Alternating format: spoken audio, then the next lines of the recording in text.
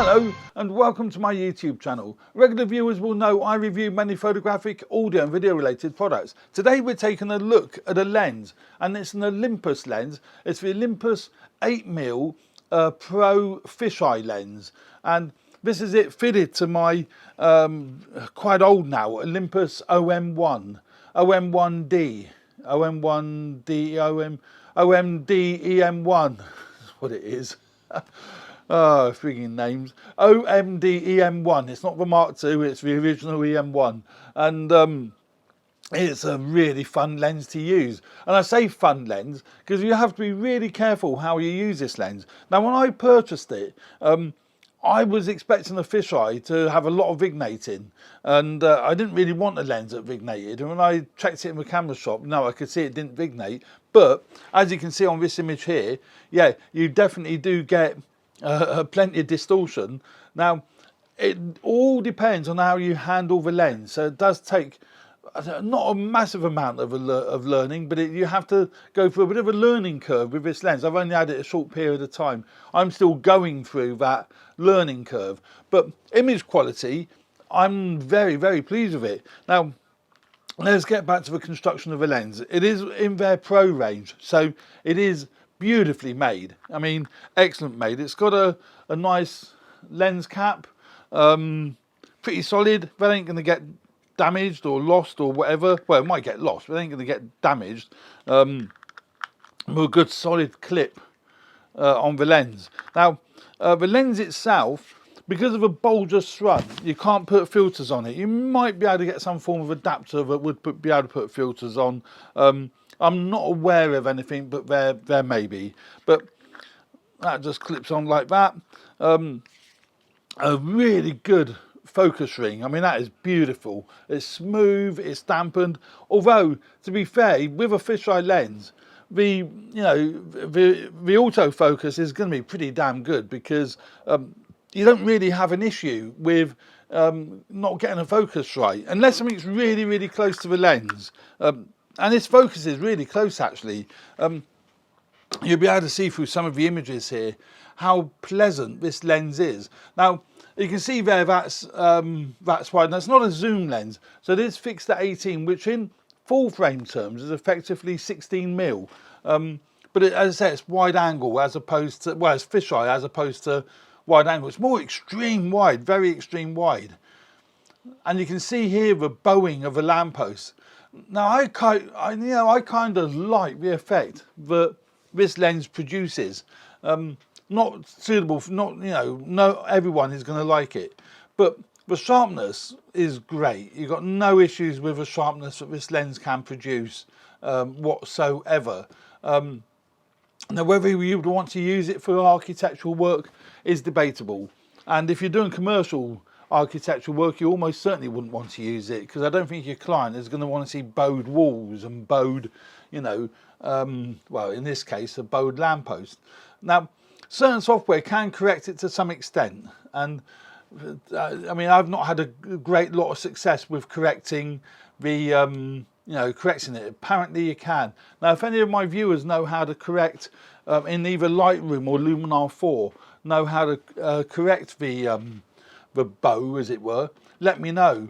I mean, I know in Lightroom that it has got here we are, lens correction. You've got profile, and you can click on the automatic, but it don't seem to do anything. So I'm not quite sure what I'm doing wrong. And apparently, if you look at this, it says, the raw file contains a built-in lens profile for chromatic the problem has already been applied. So chromatic aberration has been cured, apparently. Well, I can still see a bit of it. A little bit of chromatic aberration, but I can get rid of that manually. We take that to manual. Got to get my head around this now. Take that to manual. So if I do that, see how that goes. So chromatic aberration, piece of cake to get rid of, and there isn't much there anyway. So from that point of view, great optic. Now this bow this fisheye lens, you can see it clearly there with that bridge bowing. I mean, obviously it's a straight bridge, but it is. But see, I like the effect. I think for what I want, that's why I bought it. I do like that kind of wacky effect. Now, it depends on how you hold the camera when you take the picture. Now, if you hold it dead straight, the effect is massively reduced. So almost probably no effect. So if you hold it dead straight like that, that bow is not going to be anywhere near as bad. But if you do it slightly upwards, then the bowing, the straight lines really curve all the way in. It's phenomenal, really. It's pretty impressive how that... Yeah, you can see the effect through the viewfinder. Autofocus is well snappy though. The autofocus is really, really quick. But yeah, that is how that works. Now the weight of it, it isn't the lightest of lens. It's actually quite a relatively heavy lens. That's the lens in question. It's really compact. But the weight is reasonably heavy, not, you know, not heavy particularly, but let's weigh it and see. Yeah, 333 grams. So that's, you know, quite a reasonable amount of weight, which is helpful because it knows, you know you've got a quality lens. It is actually a very similar design to the other two Olympus Pro lenses I've got. So that one is the 12 to 40 Pro lens. Again, excellent optics, beautifully sharp, a very, very nice lens.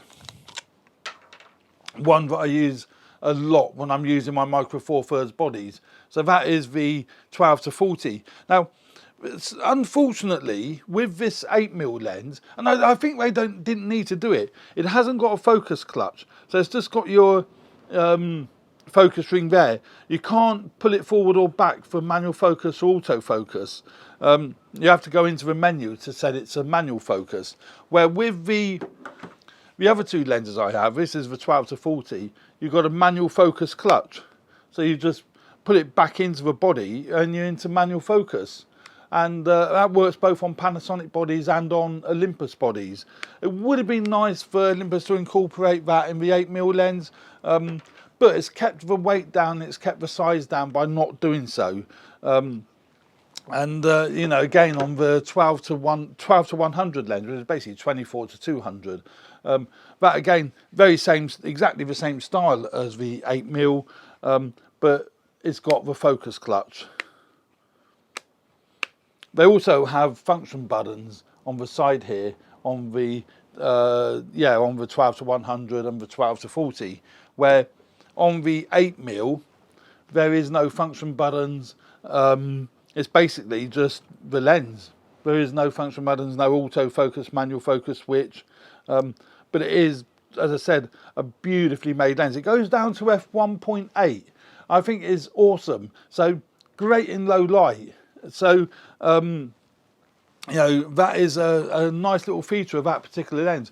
The other two, that's an f4 lens. The 12 to 100 is an f4 lens, and the 12 to 40 is an f2.8 lens. So the fact that this one goes down to f1.8, I think is awesome. See, now the bow there isn't anywhere near as prominent. You can see it, the lines are going in, but the straights going up are quite good there. Again, a bad bow there, but I think it looks attractive. I mean, it adds something, I don't know what it adds to the image, but it's something that I quite like. But again, the sharpness is excellent. Very sharp. I don't know why with my computer, I've said this many times, it takes a while for it. I must be the processor catching up. Yeah, it takes a little while for the processor to catch up with getting it sharp, rendering it. You can see there the edges are bowing in, but it's nice. and nice images. So if you compare that with the full frame Nikon 14-30, let's just go in, let's just find that. Now these are all taken on the Nikon 14-30. I don't know if I've got that to hand. Is it in here? It might be in here, maybe. This might well be it. Yeah, now this is the Nikon 14-30, which is basically for the full frame Z series. So a much bigger lens than what that is. But the field of view is actually very similar. So you can see there, oops, let's do it that way round. You can see there's quite a size difference in lenses between those two lenses. And this is an f4. The Nikon one's an f4. This is actually an f1.8. So you know, there's quite a big difference in field of view. But the Nikon one isn't a fisheye. It is just extreme wide. But even so, it's still bowing. You still get that bowing effect. I mean, that's a classic example. Now, on the Olympus, I can pretty much assure you that isn't going to be much worse. This Olympus 8mm is going to produce a very similar sort of bowing effect to what the Nikon does, you know, and the sharpness on the Nikon is phenomenal. You know, obviously it's A, it's a Nikon, and B, it's full frame. You know, so that is a stunning lens. But and again, not quite so bad in that shot. It depends on how you hold it. So with extreme wide angle lenses and fisheye lenses, you need to get used to, you know, how it works. But that is a lot more compact to carry around if you're going out and about than carrying, you know, a Z6 or Z7 with, you know, this lens. Although, you know, on the other hand, I'm not saying ditch your full frame and go mirrorless. I've got both, and I love both. I will never be selling, well, I don't think I will be, my Z6s. I'm actually filming with both my Z6s today. So I've got one of my Z6s with the 50mm G Master lens using the FTZ adapter, not G Master, the Sony, the 50mm G lens on the Z6 with the FTZ adapter. Then I've got my wide shot being picked up on my other Z6 with the 24-70, the f4 24-70 lens on, and then these close-up shots here are being picked up on my Canon M6 Mark II, which you know, very, very nice little camera. Really like that little camera. If I want to be really compact, and I don't want to take my Z6 because it's a heavier body, heavier lenses, I'll just take me OM1, and I know I'll get some great shots. Even me OM1, possibly one of me, possibly even my little EPL9. You know, that's a great little body. And this lens, you know, will work fantastically on the EPL9. And it's a far more modern body than what the OM1 is.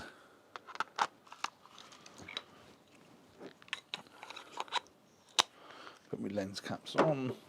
So, you know, I would take me EPL9, and that fits on there lovely. And you've got a great little body there for going out and about. And you get some cracking images with this, absolutely super images with that. The autofocus, I think I said to you earlier, is very snappy, really quick, really good. Yep, so there we go. That's the Olympus 8mm fisheye lens. I like to think of it as an extreme wide because of, you know, no vignating. And yeah, great little lens, part of the Olympus Pro range. So there we go. Thanks for watching. I hope you found this video useful. If you do, find my channel useful, please subscribe if you haven't already done so. Really appreciate that, helps me grow the channel. And hit the like button if you found this particular video useful. Thanks very much for watching. Stay tuned for more videos relating to video and photography. Thanks, bye.